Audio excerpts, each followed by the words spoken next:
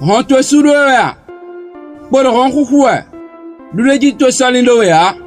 pia khukhu wila mo khukhu hon kakaja wonwe na hundoe agban makpewe o wenwe agbana pewe dia por hon khukhua adona huye wenwe na mowe manoteo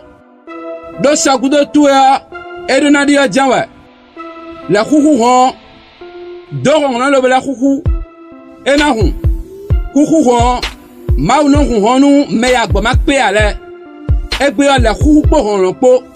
wa boda kuno zanglame fifosi de khiro lo wenwe no khoda po ndidi po ma no se de gbe me tomlo nasime mina hanundo mesere si wema tawe go khika ma foto no kulo ko go acte chapitre 12 verset 16 et oui wulando Pierre kakpo de ron khukhu ajenwe ye wai ron ye moins ba do huye adona huye wonwe na mo de Jesus sin comme agbado na pe mino ron khukhu wa wonwe ron ma ron 20 ans lo bokol khukhu ko ron po lo no ron ma ron sen debude lo boda ma khukhu wa le khukhu Noa na notea merena do nuwa wede suena jiro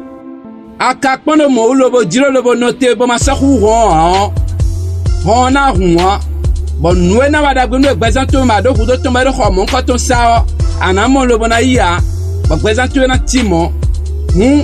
bekando ron ku ko po ena pachawe bo ho na banamo sie ba de nu gbezanto de ndo ron ku egbe yeni kun lo Jesus Christ comme hon debu de ko sudoe lo ma huan yeni kun lo Jesus Christ comme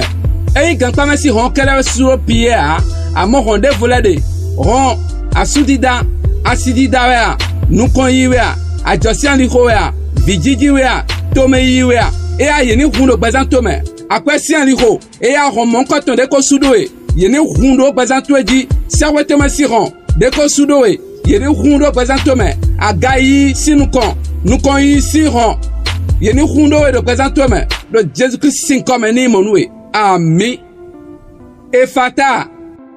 ron denahun lo badagbe présentome eya yeni hun ronde sin hundo ado de présentome le yeni hun le Jésus Christ sin comme ami ronde nahun bande massa sin le voix soa yeni hun de présentome le Jésus Christ sin comme dans mino fi de bouda de